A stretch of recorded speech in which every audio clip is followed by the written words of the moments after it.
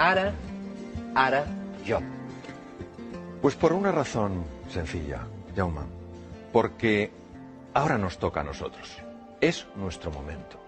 Ya no podemos seguir perdiendo el tiempo, desgastándonos, consumiendo glucosa cerebral de quién tiene la culpa, lo hizo el uno, lo hizo el otro. Es el momento en que cada uno de nosotros digamos, es mi vida, es mi futuro. Es absurdo que pretendamos que las circunstancias mejoren si no estamos dispuestos a mejorarnos a nosotros mismos. Lo que se trata es de que seamos de verdad conscientes de este hecho. Nosotros podemos crear nuestro futuro. Tenemos que saber cómo, de qué manera sucede esto, cuál es el camino, cuál es la vía para aflorar ese potencial que las personas tenemos. Bueno, es de mucha actualidad, falleció ayer. Y cuando ciertas personas dicen ciertas cosas, esas cosas que dijeron nunca mueren y nos acompañan generación tras generación. En el siglo XVII, un filósofo francés, René Descartes, padre de la filosofía racionalista, dijo, pienso, luego existo. Como si lo único importante y relevante en la vida de un ser humano fuera el intelecto. Nadie le quita el poder y el alcance al intelecto. Pero ¿qué pasa con las emociones? ¿Qué pasa con los sentimientos? ¿Qué pasa con la fuerza del corazón? Lo más íntimo en el ser humano. Pues fíjate lo que decía. La salvación de nuestro mundo se encuentra en el corazón de las personas. No habla del intelecto, no habla de la erudición, habla del corazón, en su humildad. La humildad para asombrarse, la humildad para sorprenderse, la humildad para mirarnos a nosotros mismos con ojos nuevos. Y no juzgarnos y decimos, no, yo es que no doy la talla, yo no soy capaz, yo no llego. Pero si no te conoces, ¿cómo te puedes juzgar? Mírate con otros ojos, ten la humildad que tiene un niño de explorar una tierra que es mágica. Responsabilidad, ¿qué quiere decir capacidad de respuesta? Sé responsable de tu vida. Toma las riendas de tu vida, no juegues el papel de una víctima, está en juego todo tu futuro. A ver, todos seríamos muy cuidadosos si tuviéramos ahorros, con la manera en la que se gestionarían esos ahorros. ¿Cómo no somos igual de cuidadosos con la forma en la que se gestiona nuestra vida? Capacidad de reflexión. Vamos demasiado deprisa. Vamos demasiado deprisa. Necesitamos pararnos para saber a dónde queremos ir. No sea que al final, después de tanto correr, digamos, anda, pues he llegado donde yo no quería ir. Pues que aunque este hombre ya ha pasado a otra dimensión, la que sea, que sus palabras al menos nos inviten a seguir buceando en esa hondura, en ese misterio que es el ser humano. Bueno, esta es una mujer que cada vez que pienso en ella es que me conmuevo. Cuando tenía 16 meses de edad tuvo una meningoencefalitis muy grave y se quedó ciega, muda y sorda. No obstante, fue la primera mujer en la historia que se graduó con honores por la Universidad de Harvard, Helen Keller. En una ocasión un periodista entrevistó a esta mujer y le dijo, señorita Keller, ¿hay algo peor que ser ciego? Y ella le dijo, sí. Es peor poder ver y no tener una visión. Porque cómo vemos el futuro determina cómo vivimos el presente. Si yo no creo un futuro ilusionante, si yo no creo un horizonte que tire de mí, ¿cómo en mi día a día voy a actuar con fuerza, con energía y con pasión? No. Miro ese universo que hay ahí lejano y digo, va, no hay nada para mí. Entonces en mi día a día iré con tristeza, iré con desánimo. Bueno, es la profecía que se autocumple. En poco tiempo efectivamente veré ese futuro y no seré consciente de que yo también lo he creado con mi forma de comportarme, mi forma de ser. Es básico entrenar la mente. La mente es algo de tal complejidad que es muy difícil definirla y mucho menos con 4 o 5 palabras. ¿Qué es entrenar la mente? Lo primero es entrenar la atención. No perdamos más el tiempo enfocándonos en lo que está mal. Vamos a enfocarnos en lo que podría estar bien. No en quién tiene la culpa, sino en qué podemos hacer nosotros juntos. Vamos a usar la imaginación no para generar angustia y preocupación. Ay, ¿cómo va a ser mi vida mañana y pasado? Sino generar posibilidades, algo que nos ilusione. Tenemos que ser capaces, además, de parar ese diálogo incesante que nos pone la cabeza a estallar, con desesperanza, con desánimo, con desilusión. Necesitamos entrenarnos en la reflexión. La palabra inteligencia viene de la raíz latina, interlegere, que quiere decir mirar dentro. Pero ¿qué pasa? Que cuando estamos hablando de entrenar la mente nos suena un poco extraño. ¿Cómo? ¿Es que una persona que quiera aprender un nuevo idioma no tiene que entrenarse? ¿Es que alguien que quiera aprender un nuevo deporte no tiene que entrenarse? Porque la mente no se va a entrenar. Necesitamos entrenarnos en fortaleza mental y en fortaleza emocional. Porque el mundo en el que estamos es un mundo complejo e incierto. Pero una cosa es la complejidad y la incertidumbre y otra es la desorientación. No podemos estar además desorientados. ¿Cómo nos orientamos? A través del entrenamiento mental. La creatividad es básica, todos lo sabemos. ¿Por qué es tan importante la creatividad? Porque es la que te permite aprovechar las posibilidades que la realidad te ofrece para crear un campo de juego que te abra nuevas oportunidades. ¿Pero qué nos pasa? Nos pasa que cuando pensamos en la creatividad pensamos que para ser creativo hay que haber pasado por la universidad, hay que tener 27 másters, etc. Eso no es verdad. La creatividad es consustancial con el ser humano, está en cada uno de nosotros. No hay un solo ser humano que no sea creativo. Lo que pasa es que muchos que sí creen que no son creativos. Y entonces no crean nada novedoso porque ellos no creen que en su interior haya ese potencial. La clave para la creatividad es la pasión. Tenemos que encontrar esa palanca emocional, ese motivo, esa ilusión que nos levante por la mañana con hambre de hacer algo nuevo, de encontrar la relación entre cosas que aparentemente no están relacionadas. Por eso el estado de ánimo es clave, que creamos en nosotros y en nuestro potencial. Hay que buscar los recursos emocionales. A ver, si somos honestos con nosotros mismos y empezamos a pensar con calado y con hondura, ¿por qué no hemos conseguido ciertas cosas en la vida? Nos daremos cuenta que la mayor parte de las veces no ha sido por falta de conocimientos o falta de erudición, sino porque nos ha faltado pasión, o nos ha faltado compromiso, o nos ha faltado determinación, o nos ha faltado autoconfianza. ¿Qué es buscar esos recursos emocionales? Es en ese abanico de colores irte a tu pasado y decir, vamos a ver, ¿cuándo en mi vida he tenido realmente coraje? Y seguro que encuentras un momento en tu vida en el que hayas sido valiente y audaz. Tienes que traerlo ahora, tienes que recordar quién eres. Porque se nos olvida la grandeza que hay en nuestro interior. Inventar el futuro. La forma en la que creamos nuevas realidades es absurda. Consultamos al pasado y le decimos, pasado, yo he podido hacer esto. Y el pasado dice, no. Pues entonces no podré. ¿Pero qué es eso? ¿Pero qué es eso? ¿Cómo va el pasado a determinar nuestro futuro? Es al revés, ¿cómo hay que hacerlo? Hay que crear esa idea que nos apasione, que nos ilusione, que tire de nosotros y a partir del futuro empezar a construir hacia el presente. Para llegar allí, ¿qué tengo que hacer primero? Pues tengo que hacer esto. Y para hacer esto, ¿qué tengo que hacer esto? Pum, pum, pum. Es que es radicalmente distinto, pero lo hacemos al revés. ¿Vamos del pasado al futuro? No, señor. El pasado no tiene por qué predecir tu futuro. Para nada. Está muy bien que te informe, por supuesto, pero que no te determine. Emociones aflictivas. ¿Qué es una emoción aflictiva? Una emoción aflictiva es aquella que no te da nada valioso. Por ejemplo, si yo me encuentro con un tigre, es lógico que sienta miedo, y es muy bueno que sienta miedo porque eso me da opciones de supervivencia. Pero si yo estoy en este estudio contigo, en un entorno agradable y acogedor, y tengo miedo, eso me paraliza, no me da nada. Estamos paralizados por la desesperanza, por la ira, por el miedo. No tiene ningún sentido. Es fundamental que empecemos a comprender un poco mejor cómo gestionar estas emociones aflictivas. Y para eso hay que entender que hay tres estructuras que, si me permites, las voy a enseñar. Una de ellas es la amígdala. Viene del griego almendra, está situada aquí en los polos anteriores del lóbulo temporal. Otra es el hipotálamo, que está aquí. Y otra es lo que se llama la sustancia gris periacueductal, que está justo aquí alrededor del acueducto de Silvio. ¿Por qué es importante conocer estas emociones aflictivas? Porque nosotros tenemos sobre todo tres grandes lastres que nos dificultan llegar a ese futuro ilusionante. Primero, la ignorancia.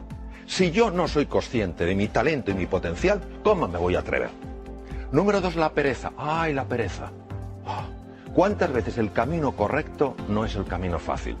pero el tercero es el miedo, una de las emociones aflictivas más potentes. Entonces, ¿qué podemos hacer para gestionar el miedo? Yo, de todas las cosas que he visto en mi larga trayectoria como cirujano y en muchos temas en los que he estado metido, al final me doy cuenta de una cosa. El miedo, cuando te engancha, hay que gestionarlo por vía física, utilizando técnicas físicas, técnicas respiratorias, gestionando el diafragma porque es el que te cambia la química hormonal, cambiando el foco de tu atención, utilizando colores. ¿Por qué colores? Pues no lo sabemos. Esto lo descubrieron científicos orientales hace miles de años. Los colores tienen un impacto tremendo en el hemisferio derecho del cerebro, que es el que gestiona estas cosas. Nosotros sabemos que al imaginar un color azul llevado a ciertas partes del cuerpo, sabemos que automáticamente empieza a cambiar esa emoción aflictiva. ¿Por qué? Bueno, porque cambia la química, las imágenes generan emociones, las emociones están asociadas a procesos químicos. Entonces, es fundamental que sepamos que el miedo se puede gestionar, por lo menos, para que no nos paralice cuando es una emoción aflictiva. Bueno, luego hay una cosa que es que creo que la tenemos que recuperar. Nos hemos pensado que los éxitos suceden solos. Se ha perdido la cultura del esfuerzo, la cultura del trabajo. A ver, yo a veces me quedo impresionado cuando dicen, aprenda usted inglés en 3 meses, mientras duerme y por supuesto sin esfuerzo. Pero ¿cómo se va a creer uno eso? Pero nos gusta tanto la fórmula, la receta mágica. Lo quiero, es mío. Bueno, no funciona. Probablemente el inventor más prolífico que existió nunca, Thomas Alva Edison, dijo, el genio es 1% inspiración y 99% trabajo, transpiración, sudar. ¿Qué quiere decir? Esto es como una goma. Hay que dejar que se tense. Es el momento en el que nos cuesta las cosas y tenemos que seguir. No tiremos la toalla. Cuando aguantamos la tensión y estamos incómodos, y es normal que estemos incómodos, el cerebro automáticamente tiene que resolver ese dolor. Porque su misión es evitar el dolor. ¿Cómo lo resuelve? Abre la ventana de la inteligencia y la creatividad. Y por eso todos sabemos que cuando hemos aguantado de verdad, de repente, no sabemos cómo, hemos encontrado una ventana, un espacio. Anda, ¿cómo no lo había visto antes? Porque hay que esforzarse buscando y trabajando. Por eso la determinación, la persistencia, la paciencia son valores tan grandes. Entonces ahora no podemos decir, no, esto sucede solo. No es verdad. No es verdad. El ser humano necesita esforzarse por aquello que vale la pena en su vida. ¿La V de qué? De valores. A ver, creo, desde mi pequeña perspectiva, que necesitamos urgentemente recuperar los valores. Valores que no dependen de un credo, que no dependen de una cultura, que no dependen de una forma de pensar. Están implícitos en la naturaleza humana. ¿Qué es un valor? Un valor es todo aquello que a mí, como ser humano, me perfecciona. Si la generosidad me perfecciona, eso es un valor. Si el coraje, la audacia me perfecciona, eso es un valor. Los valores son los que nos dan guía, referencia. En un mundo marcado por la complejidad y la incertidumbre, ya lo comenté antes, ¿qué es lo que nos da la orientación? ¿Cuál va a ser nuestro faro? Esos valores. Ojo con la sensación de impotencia. Jaume, yo la veo continuamente. No sé cuántos. Es que una cosa es el diagnóstico, y en medicina esto lo sabemos bien. A nosotros nos interesa hacer un diagnóstico correcto. A ver, si yo tengo una enfermedad seria, y voy al médico, el médico me dice, no se preocupe, es un catarrillo. Yo digo, es que médico más simpático, pero no me ha ayudado a nada. Yo prefiero que me diga, mire, tiene usted una neumonía, es un diagnóstico más duro que un catarro, pero porque hacemos el diagnóstico correcto le podemos curar. Bien, el diagnóstico actual es un diagnóstico serio. La situación actual del mundo es seria y es compleja. No lo podemos negar, no podemos ser como la avestruz, aunque eso no lo hacen las avestruces, lo de hacer un agujero. No hay una avestruz así de tonta en toda África, vamos, que meta la cabeza bajo tierra, ni de broma. Pero claro, de acuerdo, tenemos un diagnóstico. Luego hay un pronóstico. ¿Qué es el pronóstico? El pronóstico es lo que los expertos dicen sobre eso. El médico te puede decir como experto, tiene usted una neumonía, con el antibiótico adecuado, los antibióticos adecuados, pues en una semana usted se cura. Eso es el pronóstico. Y otra cosa es el veredicto. El veredicto no lo puede dar nadie. ¿Por qué? Porque entre el diagnóstico y el pronóstico y el veredicto hay un espacio enorme. ¿Cuál? El uso de mi libertad y mi potencialidad como ser humano. Todavía me acuerdo de una persona en el Memorial de Nueva York, uno de los mejores hospitales del mundo, unos 2 mejores, tenía un carcinoma pulmonar en variedad muy severa y muy avanzada. Le dijeron, tiene usted 3 meses de vida. Diagnóstico era correcto, carcinoma pulmonar en un estadio muy avanzado.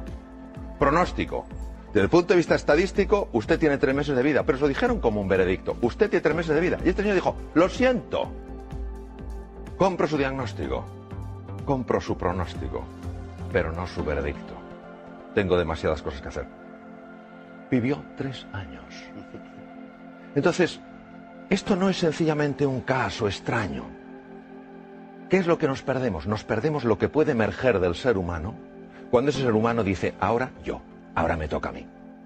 Pero esta es la historia de Sísifo, condenado por Zeus, un dios más bien poco piadoso, a subir una piedra y cuando la había llevado a lo alto de la colina, la propia piedra bajaba y él volvía a hacerlo. Esto lo estoy viendo continuamente, la sensación de desesperanza. Haga lo que haga, para nada sirve. ¡Claro que sirve! ¿Cómo no va a servir? De hecho, es lo único que sirve. Pero si tú crees que no sirve, dejarás de esforzarte como te puedes esforzar.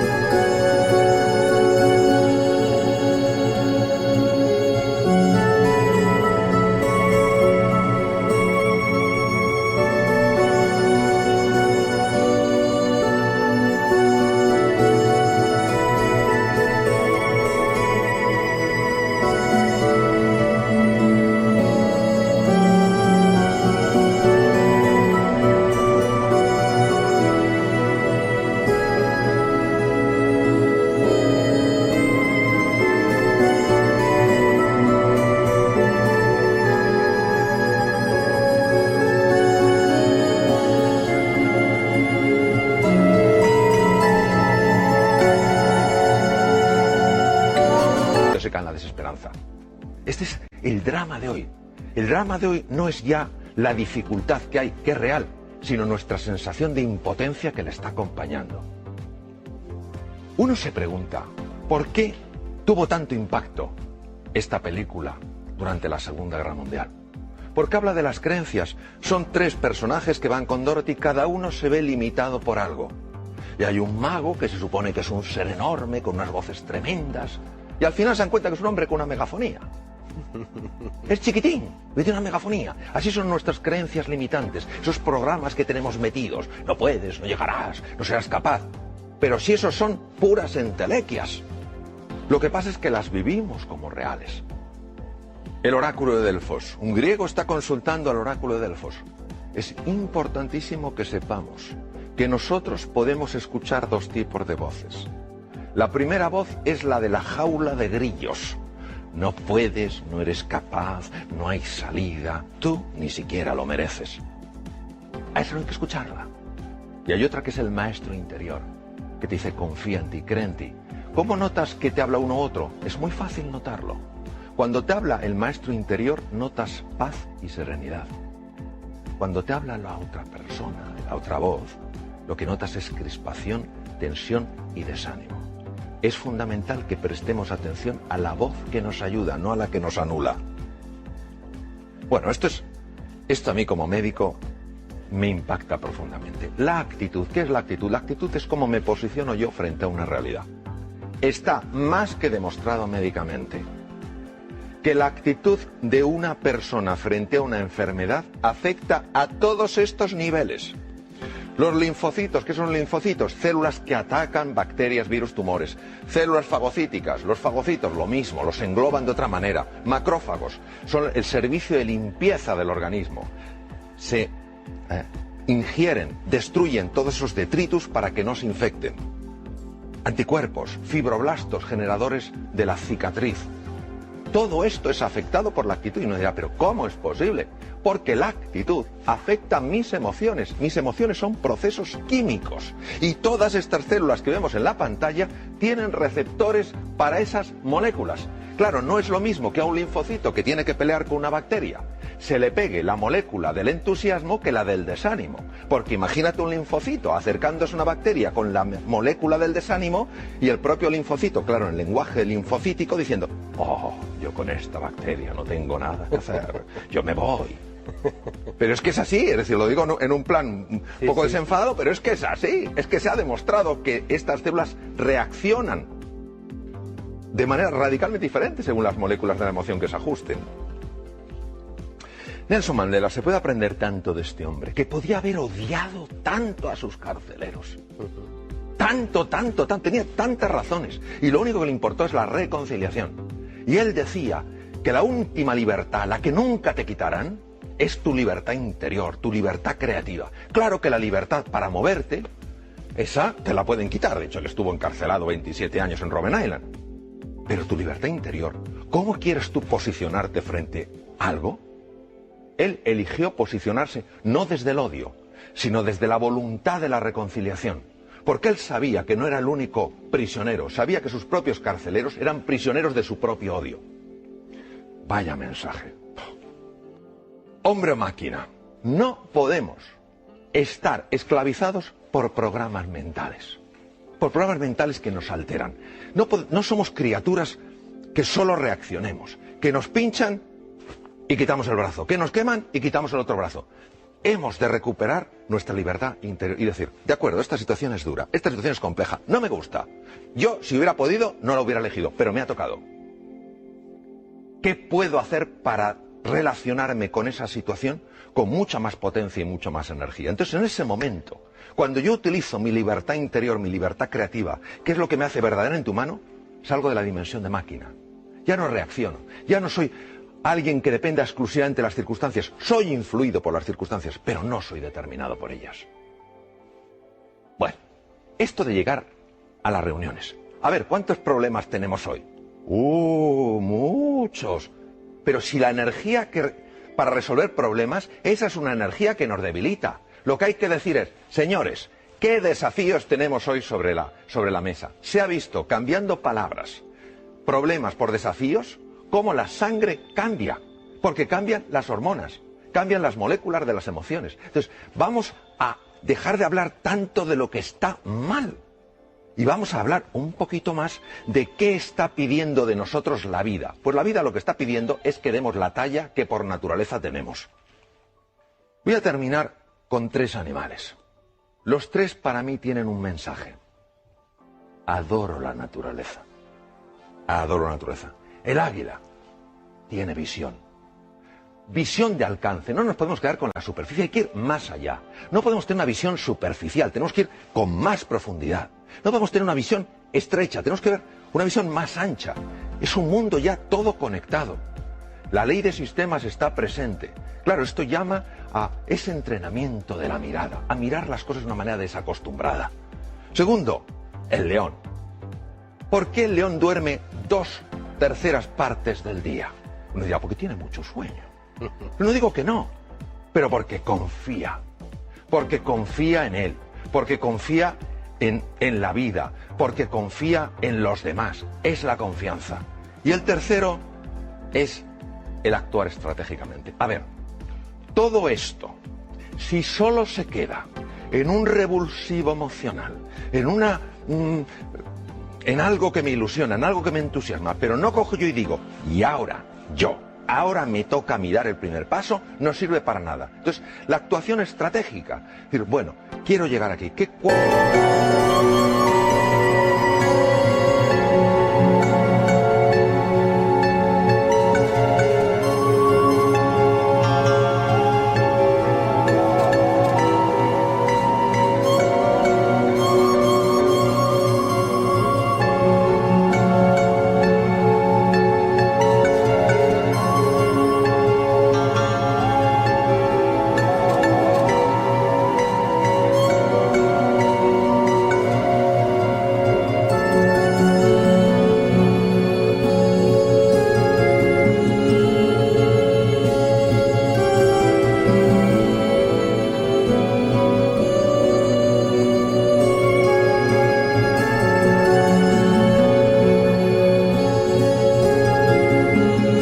cinco o seis cosas puedo poner en marcha simultáneamente para encaminarme.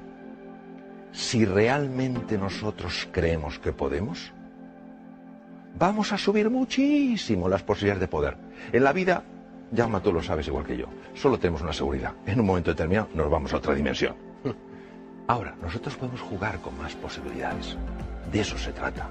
Creyendo más en nosotros, en todos nosotros, y poniéndonos en marcha como aquellos que creen, desde luego es así como inventamos nuestro futuro. Diu que hi ha 9 valors essencials que d'alguna manera desenvolupen el caràcter d'una persona. Si li sembla, passem llista a aquests 9 valors essencials. Li sembla? Començo amb el primer, amistat. Amistad viene de la raíz latina amare, amar.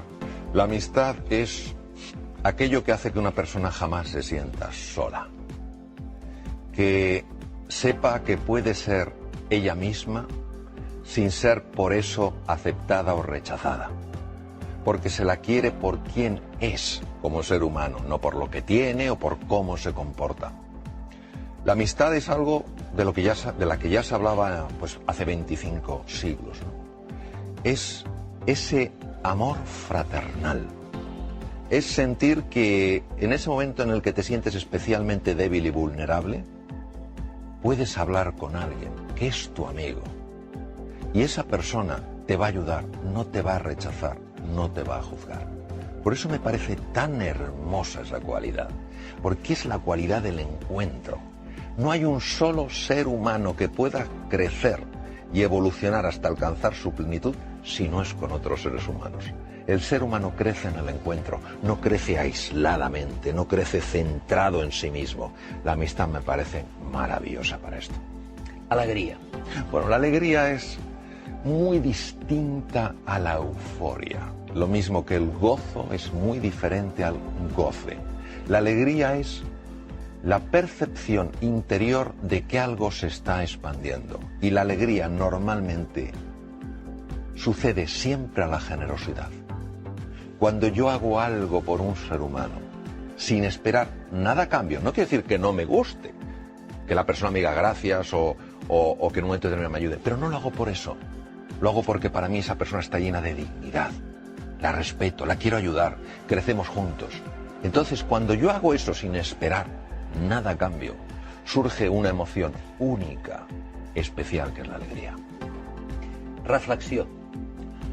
Ay, la reflexión, querido Jaume, la reflexión. En un mundo que va...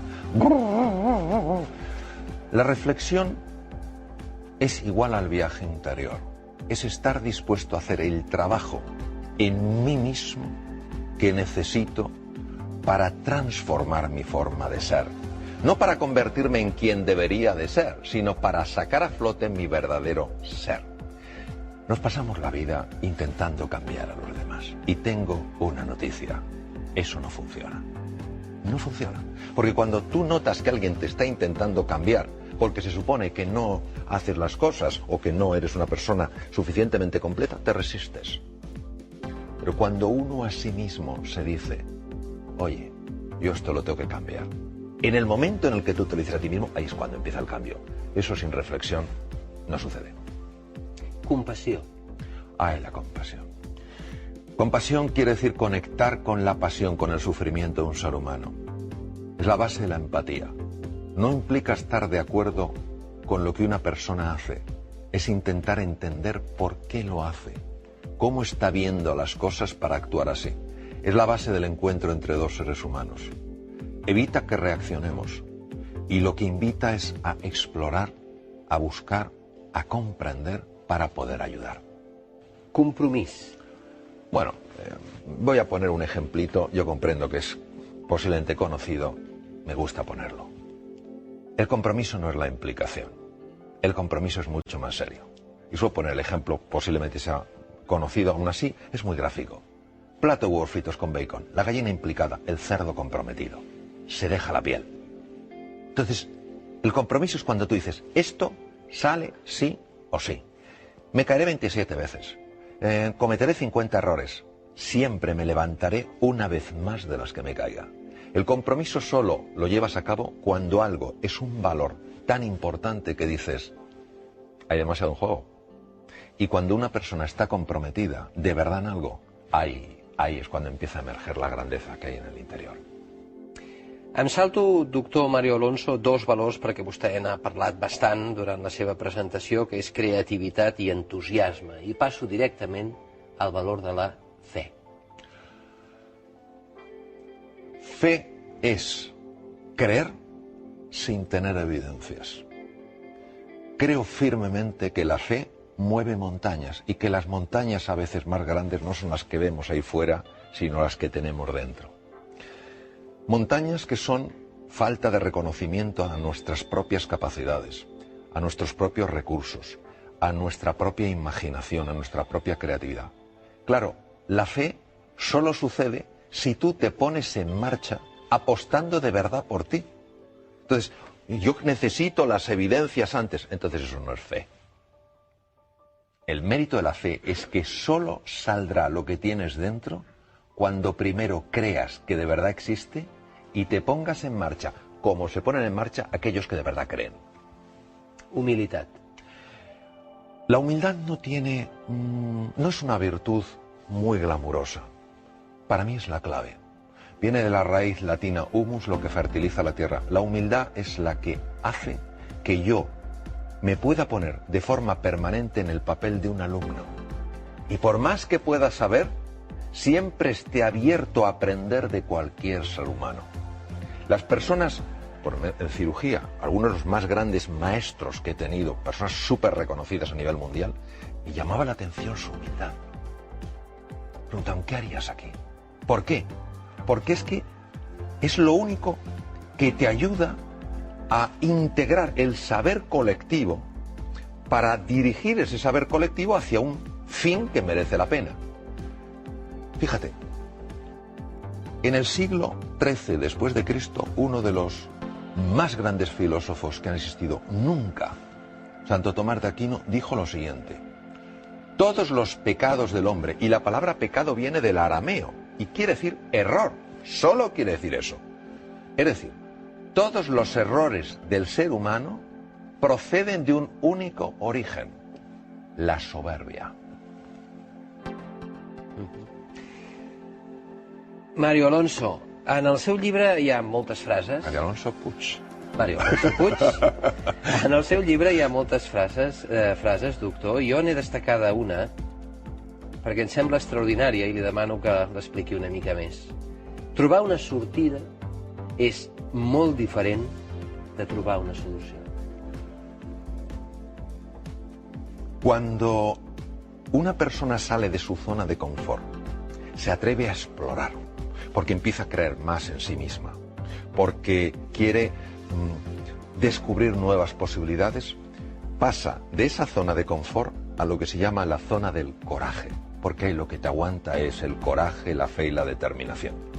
Claro, ahí uno se siente perdido. No tiene el mapa porque ha salido de la zona de confort, se siente confuso.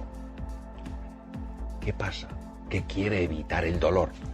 Una salida. Abandona, tira la toalla.